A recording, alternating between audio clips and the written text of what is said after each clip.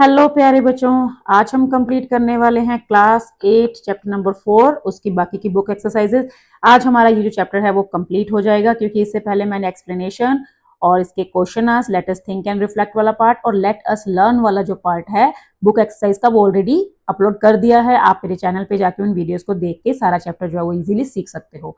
आज हम कंप्लीट करेंगे बाकी की बुक एक्सरसाइज और आज ये चैप्टर हम फाइनली खत्म करेंगे। ठीक है, तो सबसे पहले हमारे पास है लेट अस लिसन वाली एक्सरसाइज। इसमें क्या है, you will listen to a talk about the Paramvir Chakra award. आपको जो है परमवीर चक्र के बारे में एक टॉक सुनाई देगी। As you listen complete the sentences by filling in the blanks with 1 or 2 exact words और फ्रेजेस यू हेard। ठीक है, आपको जो भी सुनाई देगा उसमें से आपको 1 or 2 एग्जैक्ट वर्ड से इन जो फिल इन द ब्लैंक्स है इनको आपको कंप्लीट करना है। आप आंसर्स देख सकते हो, but still I would request you to listen to the transcription very carefully. Okay, so मैं इसके लिए दूसरे पेज पे चल रही हूँ। ये है हमारे पास transcript a tale of valour. इसका ट्रांसक्रिप्ट जो है ये है आपके पास। ठीक है, तो इसमें लेट अस लिसन वाला पार्ट है। अभी आप क्या करेंगे, अपनी आईज क्लोज करेंगे, इसको पहले ध्यान से सुनेंगे। ठीक है, उसके बाद आप अपने आंसर्स को मैच करने की कोशिश करेंगे कि हाँ वो करेक्ट है या नहीं। So you will listen to the talk. So the talk is, hello everyone, let me tell you about the Paramvir Chakra. It is one of the most prestigious award in India and signifies the wheel of the ultimate brave. This award is granted for exemplary bravery in the presence of the enemy. This means that this award is given to someone who shows extraordinary courage and bravery while fighting the enemy. यहाँ पे हमें परमवीर चक्र के बारे में बताया गया है। परमवीर चक्र का मीनिंग क्या है, wheel of the ultimate bravery, ultimate brave. And ये कब दिया जाता है, ये जो है एग्जाम्पलरी ब्रेवरी शो करने पर एनिमी की प्रेजेंस में, मतलब जब वॉर टाइम होता है, युद्ध की बात चल रही होती है, युद्ध चल रहा होता है, दुश्मन हमारे सामने आता है, उस टाइम जो करेज दिखाता है उसके लिए ये अवार्ड है। और ये जो है मतलब जब कोई एक्स्ट्रा ऑर्डिनरी काम करता है करेज का, ब्रेवरी का, फाइटिंग विद द एनिमी, तब उस बंदे को ये अवार्ड जो है वो दिया जाता है। The medal was instituted as a gallantry medal with retrospective effect from 15th of August 1947 by Dr. Rajendra Prasad, the then President of India. The medal was designed by Mrs. Savitri Kanolkar, who drew inspiration from sage Dadichi, a Vedic rishi who made the ultimate sacrifice by giving up his body so that the gods could create a deadly weapon called Vajra or thunderbolt from his spine. तो ये जो medal है ये कब शुरू हुआ था, 15 अगस्त 1947 को। ठीक है, और डॉक्टर राजेंद्र प्रसाद जी से शुरू करवाया था, तब का जो प्रेसिडेंट थे इंडिया के, और इसको डिजाइन किया था मिसेस सावित्री ने, जिनको इंस्पिरेशन कहाँ से मिली थी, एक ददीची जो सेज थे, संत थे, उनसे, जो कि एक वैदिक ऋषि थे। उन्होंने अपनी बॉडी का सेक्रीफाइस कर दिया था, पूरी अपनी बॉडी को सेक्रीफाइस कर दिया था, किस लिए, ताकि जो देवता हैं वो उनकी स्पाइन से, उनकी रीढ़ की हड्डी से एक हथियार बना सके जिसको वज्र कहते थे। ठीक है, तो ये उनसे इंस्पायर होकर ये परमवीर चक्र जो है वो ये इसका मतलब डिजाइन किया गया था। अब इसका डिजाइन कैसा है ये आपको आगे बताया गया। The Paramvir Chakra is cast in bronze at its centre on a raised circle in the state emblem of India. Surrounding it are 4 replicas of Indra's Vajra lined with lotus flowers. That, oh my dear friends, is the Param Vir Chakra, a true symbol of bravery. Thank you. यहाँ पर जो है परमवीर चक्र के बारे में बताया गया है। ठीक है, कास्ट इन ब्रॉन्ज एंड इसके सेंटर में एक रेस सर्कल होता है, उसमें स्टेट एम्बलम ऑफ इंडिया होता है, एंड सराउंडिंग में इसमें जो है 4 इंद्र के वज्रज और लोटस फ्लावर्स जो होते हैं वो होता है। तो अब ये आपने ट्रांसक्रिप्शन सुन ली है। अब इसके बेसिस पे जो आपको है आंसर करने हैं इस एक्सरसाइज के क्वेश्चंस के। सो फर्स्ट है, द परमवीर चक्र signifies the wheel of ultimate. Wheel of ultimate क्या था साथ में वर्ड, दैट इज ब्रेव। ठीक है, एक या 2 वर्ड से हमें आंसर करना है। The Paramvir Chakra is awarded to someone who shows exemplary bravery while fighting with the, किससे फाइट करते हुए, enemy. The Paramvir Chakra was introduced as a gallantry medal in 1947 by, किसने किया था, by the president of India. ठीक है, president of India. The design of the Paramvir Chakra is inspired by sage Dadhichi, who was a, sage Dadhichi कौन थे, who was a Vedic rishi. Last one is the state emblem in the centre of the Paramvir Chakra is surrounded by the Vajra and, वज्र के साथ और क्या चीज है जिससे उसको सराउंडिंग किया गया है, मतलब उसकी बाउंड्री बनाई गई है, दैट इज लोटस फ्लावर्स। ठीक है, तो ये आपका हो गया लेट अस लिसन वाला पार्ट। उसके बाद है लेट अस स्पीक, जिसमें आपको स्पीकिंग प्रैक्टिस करनी है। इसमें मैं आपको हमेशा बोलती हूँ पहले आप अपना जो स्क्रिप्ट है उसको लिख लीजिए, सुंदर से डिजाइन कर लीजिए, उसके बाद क्या कीजिए, मिरर के सामने खड़े होकर उसको बोलने की प्रैक्टिस कीजिए। ठीक है, as citizen of India we all must fulfil our duty in groups of 4 to 5 speak about how purpose how you propose to serve your nation. You can choose from the themes given below, मतलब आप जो है अपने nation को कैसे सर्व कर सकते हैं, आपका क्या प्रपोजल रहेगा अपनी कंट्री की सेवा के लिए। तो इसमें आपको 4 टॉपिक्स दिए गए हैं। सेविंग द एनवायरनमेंट, एक तो आप एनवायरनमेंट सेव कर सकते हैं। Health and wellbeing health and wellbeing में काम कर सकते हैं। हेल्पिंग अदर्स, दूसरों की हेल्प कर सकते हैं। राइटर्स कंडक्ट, आपका जो बिहेवियर है उसको आप सही कर सकते हैं, जस्ट कर सकते हैं। You may use the sentence prompts given below to organize what you speak about, आपको ये कुछ प्रॉम्प्ट्स दिए गए हैं, इनका आप यूज कर सकते हो। जैसे इन्हीं के, मान लीजिए मैं अपना टॉपिक लेती हूँ सेविंग द एनवायरनमेंट, ठीक है, क्योंकि मुझे ऐसा लगता है being a civilian, being a normal human being, I can play an important role in saving the environment for my own work space, for my own home, ठीक है। मैं अपने ही घर से, अपने ही जगह से इन्वायरमेंट को सेव करने में एक बहुत ही अहम रोल जो है वो प्ले कर सकती हूँ। कैसे, वो भी अभी आपको बताती हूँ। ऐसे ही आपको बोलने की प्रैक्टिस करनी है। I believe one of the best ways to serve the nation is by saving the environment. Okay, a small change we can make is, अब इसमें आप क्या कर सकते हैं, a small change we can make is to save trees, save water, save electricity, okay, save paper. Being a teacher, I can help students to learn how to save paper, how to use the paper judiciary, ठीक है। मतलब हम even being a student, being a teacher, हमारा काम क्या है, सारा दिन पेपर्स में डील करना, ठीक है। हम नोटबुक पे काम करते हैं, बुक पे काम करते हैं, उन पेपर्स को कैसे सेव करना है, उनको कैसे रिसाइकिल करना है, कैसे रीयूज करना है, इस चीज में हम एक इंपॉर्टेंट रोल प्ले कर सकते हैं। And it will have a big impact, because अब इससे क्या इम्पैक्ट होगा, because we will save paper, we will recycle it, it will save the environment, it will save trees, ठीक है, क्योंकि पेपर को बनाने के लिए तो ट्रीज को कट किया जाता है। If everyone contributes by saving paper, it can lead to a massive saving, ठीक है। अगर हम एक स्टूडेंट अगर दिन में एक पेपर भी सेव करता है, तो वो पूरे सेशन में, पूरे साल में 2 से 3 नोटबुक अगर सेव कर लेता है, तो दैट मीन्स कि उसने एक बहुत बड़ा, और अब आप सोचो कि लाखों स्टूडेंट्स हैं, है ना, तो कितना बड़ा रोल प्ले हो गया। One of the biggest challenges we face is, अब इसमें चैलेंज क्या हो सकता है, challenges to recycle, है ना, how to recycle the paper, how to reuse it, and even to motivate people, लोगों को इस चीज के लिए मोटिवेट करना, क्योंकि किसी को सिखाना बहुत मुश्किल होता है। And I propose we address it by, और हम इसको कैसे कर सकते हैं, हम उनको लेसन्स दे सकते हैं, मोटिवेशनल स्पीच कर सकते हैं, टॉक्स कर सकते हैं, उनको वीडियो से थ्रू दिखा सकते हैं कि कैसे पेपर जो है वो मतलब इन्वायरमेंट, अगर हम वेस्ट करते हैं तो इन्वायरमेंट के लिए हैजर्ड्स हो सकता है। इस तरह से आपको जो चीजें हैं वो, इसमें आपने पहले एक स्क्रिप्ट लिखिए, उसके बाद इसको मिरर के सामने बोलने की प्रैक्टिस कीजिए। We can make a difference by working together as a team, ठीक है, टीचर्स एंड स्टूडेंट्स मिलकर एक टीम बना सकते हैं, and then we can work upon it.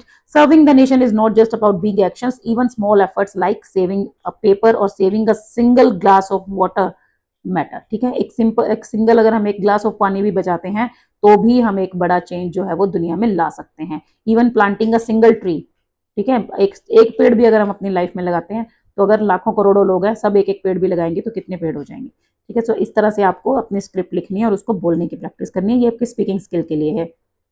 Next आता है लेट अस राइट। यहाँ पे आपको एक 10th क्लास, मतलब अभी तो आप 8th में हो, अगर आप 10th क्लास में जब जाओगे, 10th क्लास का एक टॉपिक इंट्रोड्यूस कर रहा है, that is inquiry letter. A letter of inquiry is a formal letter, जो कि क्या होता है, एक फॉर्मल लेटर होता है, written to seek detailed information about something the writer wants to know. Inquiry से आपको पता ही चल गया होगा, ये जो है लेटर इंक्वायरी लेने के लिए किया जाता है। मतलब जैसे आपने सपोज करो आपने कोई कोर्स ज्वाइन करना है, ठीक है, मान लो आपने मेरे से ही पूछ रहे हो कि मैडम हमें इंग्लिश स्पीकिंग कोर्स ज्वाइन करना है, तो हम कैसे कर सकते हैं, क्या फीस रहेगी, क्या ये सब कुछ रहेगा। तो आप उसमें सिंपली इंक्वायरी ही करते हो कि कितनी क्लासेस रहेंगी, कितना ड्यूरेशन रहेगा, क्या डिस्काउंट रहेगा, किस टाइप के लेसन होंगे, ठीक है, क्या फीस स्ट्रक्चर होगा, कितनी सीट्स अवेलेबल हैं, ये सब कुछ।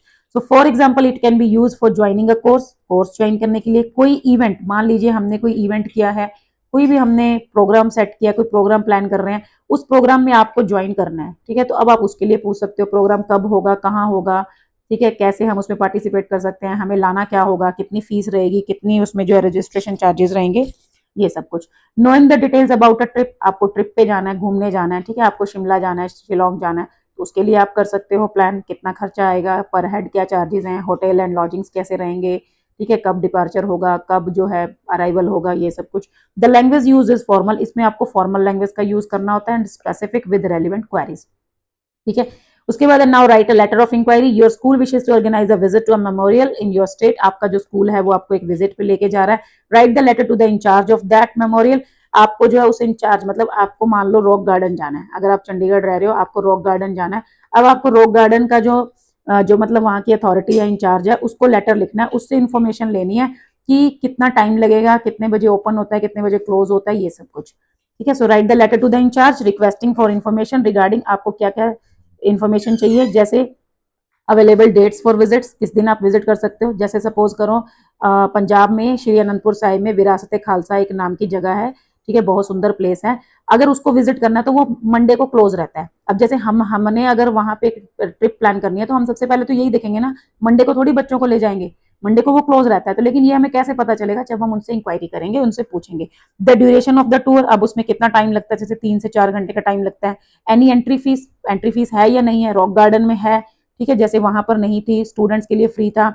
एंड गाइडलाइंस फॉर स्टूडेंट्स, और किस तरह की गाइडलाइंस हैं, जैसे वही आप अपने टेबल्स ला सकते हो या नहीं ला सकते हो, आपको वहां पे लिटरिंग नहीं करनी है, साइलेंटली आपको मूव करना है, इस तरह से। फॉलो द गिवन लेआउट, यहाँ पे आपको लेआउट दिया गया है, यूज द क्यूज, आपको क्यूज दिए गए हैं, और इसके हिसाब से आपको लेटर लिखना है। लेटर राइटिंग के लिए मैंने डिटेल में बहुत सारी वीडियोस बनाई हुई हैं, क्योंकि क्लास 10th का एक इंपॉर्टेंट टॉपिक है, इसके फॉर्मेट से रिलेटेड भी वीडियो बना रखी है, तो आपको फॉर्मेट फॉलो करते हुए आप वहां से सीख सकते हो। यहाँ पे मैं आपको सिर्फ बता रही हूँ कि आपको क्या लिखना है, ठीक है, लिखना आपको खुद होगा। अब ये सिंपली आपका इंक्वायरी लेटर है, वीडियो का लिंक मैं डिस्क्रिप्शन बॉक्स में डाल दूंगी, आप वहां से देख सकते हो। सबसे पहले आता है सेंडर्स एड्रेस, दैट मीन्स आपका एड्रेस, आप कहाँ रहते हो, आप अपना एड्रेस देंगे। उसके बाद डेट, जिस डेट को आप लेटर लिख रहे हो वो डेट। रिसीवर्स एड्रेस, आप किसको लिख रहे हो, द इंचार्ज, ठीक है। अब आप यहाँ पर किसी भी मेमोरियल का नेम लिख सकते हो, जैसे सपोज करो रॉक गार्डन, या आपने लिख दिया विरासत खालसा, नीचे आपने सिटी का या जो भी नेम है वो लिख दिया। उसके बाद सब्जेक्ट आपका है इंक्वायरी, डियर सर, ये आपका हो गया सैल्यूटेशन। अब बॉडी ऑफ द लेटर में क्या लिखना है, यहां पे हम स्टार्ट करते होते हैं फॉर्मल लैंग्वेज में, दिस इज इन रेफरेंस, ठीक है, this is in reference to the subject cited above, आपको सिंपली एक लाइन यूज करनी है बस, सब्जेक्ट साइटेड अबव दैट। अब देखो यहां पे आप ये क्यू यूज करेंगे, दैट, ये यू का आवर हो जाएगा, our school wishes to organize a visit to a memorial in your state, ठीक है, ये हो गया। ये आप सिंपल लाइन लिख देंगे, that our school is organizing a visit, ठीक है, काइंडली, उसके बाद आप लिख देंगे kindly give us the following details, ठीक है। सिंपली आपको अब डिटेल्स पूछनी है, डिटेल्स आपको यहाँ पे फिर क्वेश्चन में मेंशन की गई हैं, डिटेल्स सच एज, अब क्या क्या होंगी, such as available dates for visits, duration of the tour, entry fees, guidelines for students, इसके साथ आप और कुछ ऐड कर सकते हो, ठीक है। ये सच एज लिखने के बाद आपको 2-4 जो पॉइंट्स बना के ऐसे डिटेल्स बता देनी है जो जो आपको चाहिए। उसके बाद आप लिखेंगे kindly response as soon as possible, ठीक है, आप सिंपली सिंपल वर्ड्स में भी लिख सकते हैं, kindly response as soon as possible so that we may plan accordingly, ताकि हम उसी के अकॉर्डिंग अपना प्लान कर सकें, ठीक है। सिंपली आपने ये लिखा, बाकी आपको और भी ज्यादा डिटेल में मेरी दूसरे वीडियोस में जो है देखने को मिल जाएगा। उसके बाद सिंपली आपने लिखा योर सिंसियरली, यहाँ पे आपका नेम आ गया, बस कंप्लीट। लेटर राइटिंग तो सबसे इजी टॉपिक है, सिर्फ प्रैक्टिस करने की जरूरत है, और अगर आप इसको अभी सीख लोगे तो आपको क्लास 10th में जाके कोई प्रॉब्लम नहीं होने वाली है, ठीक है। इंक्वायरी लेटर बहुत ईजी है, बहुत ईजी, और 5 मार्क्स का आता है, आपके 5 में से 5 मार्क्स फिक्स। नेक्स्ट हमारे पास टास्क है, ये भी फिर से बॉडी ऑफ द लेटर के कुछ हिंट्स दिए गए, ये मैंने आपको ऑलरेडी बता ही दिया है। जैसे सबसे पहले आपने इंट्रो देना था, this is to enquire about, या this is in reference to the subject, could you please provide us details. उसके बाद आपने डिटेल्स पूछनी है, first I request you to share, ये आप बुलेट्स पॉइंट्स में भी लिख सकते हो, ऐसे करके आप पॉइंट्स बना के भी पूछ सकते हो। लास्ट में आपको लिखना है an early reply will be greatly appreciated, ये लाइन आप यूज कर सकते हैं, as it will help us to plan accordingly, और I look forward to your guidance and support for making this trip meaningful. Simply बस ये आपको help दी गई है। उसके बाद लास्ट जो मेरे को सबसे इंटरेस्टिंग लगता है वो आ गया आपके पास, let us explore. Let us explore में हम कुछ नया सीखते हैं। Out of 21 PVC award, PVC मतलब यहाँ पे क्या है, परमवीर चक्र, ठीक है। जो परमवीर चक्र अवार्डीज हैं उनके अंदर major Somnath Sharma was the first recipient of the PVC and captain Vikram Batra was the last recipient, ठीक है। जो मेजर सोमनाथ शर्मा थे उनको सबसे पहले मिला था, और जो लास्ट में लेने वाले कौन थे इस अवार्ड को, captain Vikram Batra. The highest gallantry award, major Somnath Sharma के बारे में तो हमने पढ़ ही लिया है, यहाँ पे हम विक्रम बत्रा के बारे में पढ़ रहे हैं। Captain Vikram Batra is popularly remembered as Shershah of Kargil, ठीक है। कैप्टन विक्रम बत्रा को क्या कहा जाता है, उनको शेरशाह के नाम से जाना जाता है, शेरशाह ऑफ कारगिल। एंड उनकी एक जो सिग्नल लाइन थी वो क्या थी, ये दिल मांगे मोर। अगर आपने मूवी देखी होगी तो उसमें भी वो बोलते हैं बार बार, ये दिल मांगे more. Captain Vikram Batra, the D company commander, was tasked to capture point 5140 on 20th June 1999। देखो ऑलमोस्ट आजकल की ही डेट है ना। अभी ये वीडियो आपको मिलेगी शायद 20th जून को ही मिलेगी जब मैं इसको शेड्यूल करूंगी, तो देखना आज की ही डेट है। तो आप इसको विक्रम बत्रा को एक ट्रिब्यूट भी समझ सकते हो और उनको आज याद कर सकते हो आज के दिन पे, ठीक है। तो उनकी जो उनको टास्क दिया गया था कि उन्होंने इस पॉइंट पे जो है, मतलब ये आर्मी लैंग्वेज में, इस पॉइंट पे उनको जो है कैप्चर करना है। 20 जून 1999 को उनको जो है टास्क मिला था ये, विच ही डिड विद एग्जाम्पलरी करेज। उन्होंने बड़े अच्छे से ये काम किया। उसके बाद after point 510 captured 13 JAK Jammu and Kashmir RIF was tasked to capture point this on 7th of July 1999। ठीक है। अब फिर उनको नेक्स्ट टास्क दिया गया और 7 July 1999 captain Batra led the assault from the front. अब उन्होंने वहां पे अटैक को लीड किया था, वो लीडर थे फ्रंट पे, मतलब बॉर्डर पे। And engaged in a physical fight with the enemy, और उन्होंने एनिमी के साथ फिजिकल फाइट की थी, मतलब बिल्कुल जैसे हाथों हाथ लड़ाई होना, बिल्कुल face to face. He killed 5 enemy soldiers at a point blank range. Blank range क्या होता है, बहुत ही कम डिस्टेंस से जब गोली चलती है, ठीक है।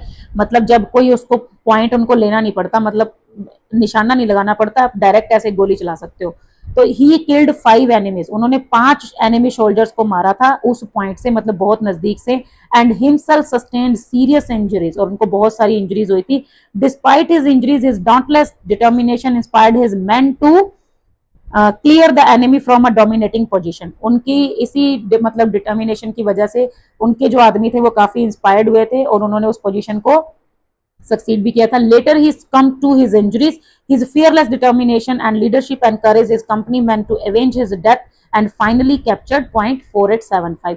मतलब बाद में उनकी इंजरीज की वजह से उनकी डेथ हो गई थी, लेकिन उनके आदमियों ने लड़ाई कंटिन्यू रखी और उन्होंने फाइनली वहां पर जीत हासिल कर ली थी। कौन से पॉइंट पे, 4875, जो कि कारगिल में था, ठीक है। तो ये है बात है 7 जुलाई 1999 की। ये जो 7 जुलाई होता है ना, इसको भी वही कारगिल विजय दिवस के रूप में मनाते हैं ना, तो ये उसी से रिलेटेड है। उस दिन जो है विक्रम बत्रा को याद किया जाता है। His inspiring leadership, dedication to duty and steadfast love for his country। उनकी जो लीडरशिप, उनकी डेडिकेशन ड्यूटी के लिए और उनका कॉन्टिन्यूस जो लव था उनकी कंट्री के लिए, continue to be an inspiration for the younger generation। ये हमारे लिए एक इंस्पिरेशन है।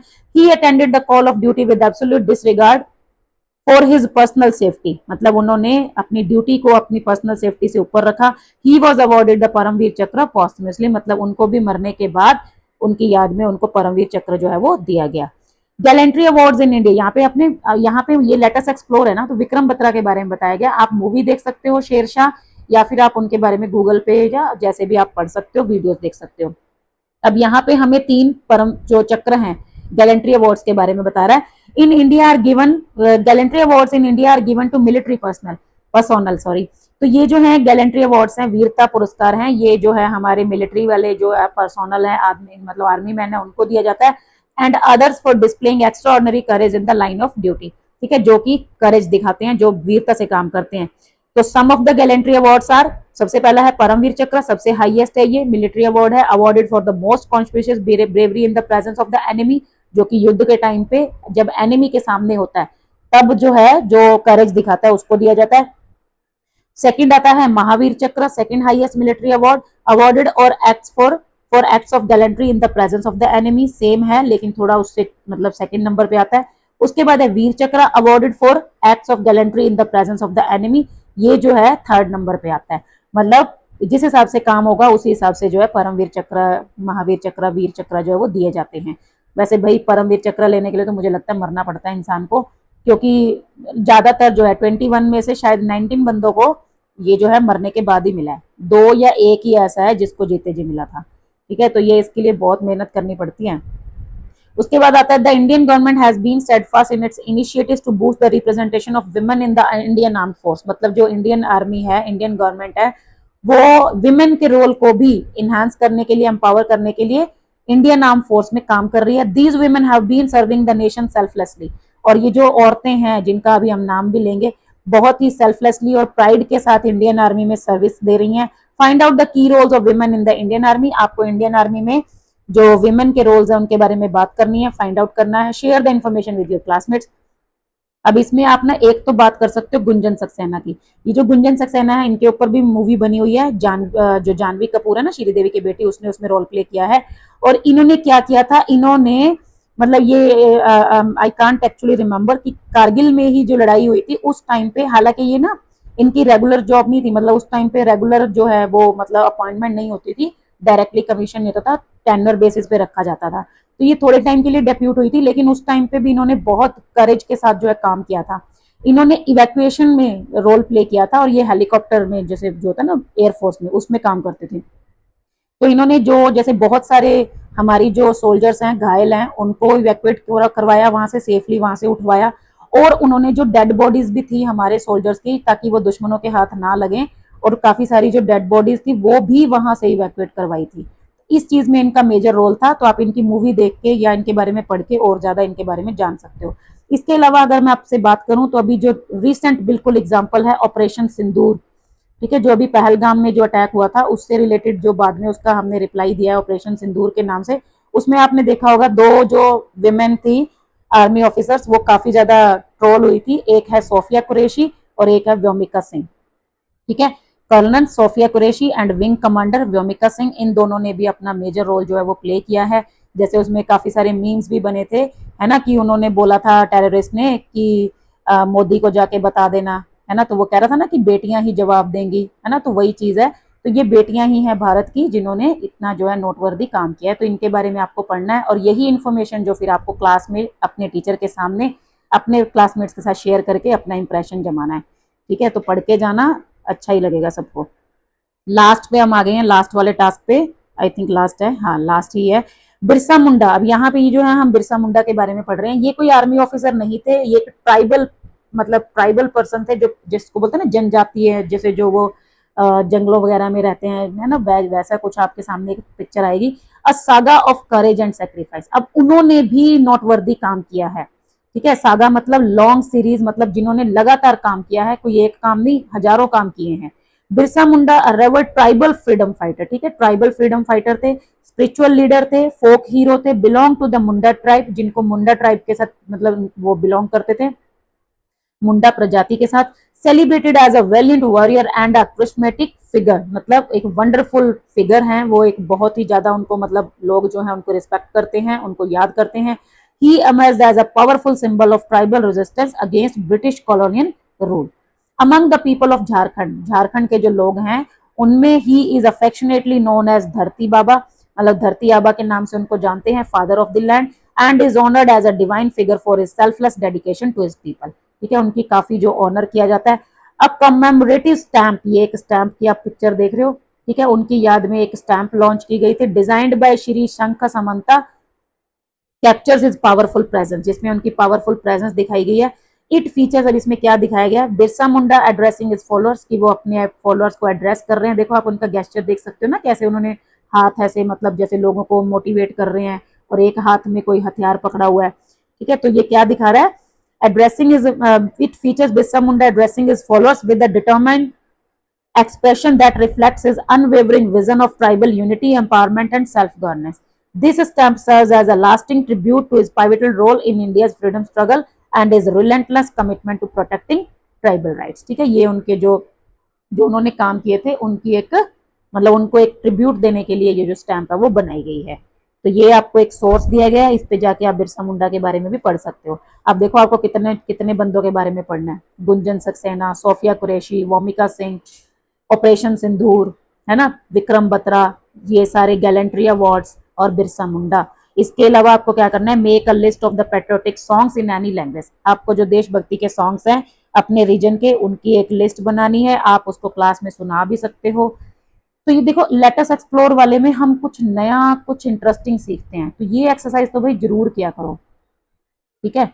और अपने टीचर के साथ शेयर भी जरूर किया करो क्लास में। जैसे ही मान लो टीचर्स बोले कि इस टास्क के बारे में कौन बता सकता है, कई बार पता क्या होता है, जैसे टीचर खुद नहीं प्रिपेयर करके आया कुछ भी, मतलब मैं किसी को ब्लेम नहीं कर रही हूँ, किसी को गलत नहीं बोल रही हूँ, बट कई बार होता है कि टीचर के पास टाइम नहीं है या जो भी whatever is the reason, तो कई बार टीचर बोलता है कि चलो ठीक है, आप में से कोई पढ़ के आए हैं, आप में से कोई बता सकता है, तो आप उस टाइम पे मौका मतलब जो है अपॉर्चुनिटी एक ले सकते हो, क्लास में अपना इंप्रेशन बना सकते हो टीचर के सामने भी। उसके बाद जो है ना तुम्हें एडिशनल टास्क तो मिलेंगे, टीचर बोलेगा ठीक है नेक्स्ट टाइम तुम सॉल्व करके आना, बट बेटा इससे आपको अल्टीमेटली जो है एक बहुत बढ़िया बेनिफिट होने वाला है, आपकी नॉलेज में एड ऑन होगा, आपका इंप्रेशन अच्छा होगा, टीचर्स आपसे इंप्रेस होंगे, टीचर्स आपको जो है एक्स्ट्रा मतलब एफर्ट्स करेंगे आपके ऊपर, आपको और चीजें समझाएंगे और आपका जो कॉन्फिडेंस है वो बूस्ट होगा। ठीक है, तो ये चीजें आप जरूर करके जाया करो। ओके, तो बस इससे ज्यादा नहीं बोलूंगी, मोटिवेशनल लेक्चर मेरा ज्यादा हो जाता है। आज की वीडियो में बस इतना ही। यहाँ हमारा जो चैप्टर है वो एक खत्म हो जाता है, नेक्स्ट चैप्टर हम जो है नेक्स्ट कुछ दिनों में स्टार्ट करेंगे, और तब तक के लिए तो ठीक है, आप लोग पढ़िए अच्छे से, समझिए चीजों को। मिलते हैं नेक्स्ट वीडियो में, बाय बाय।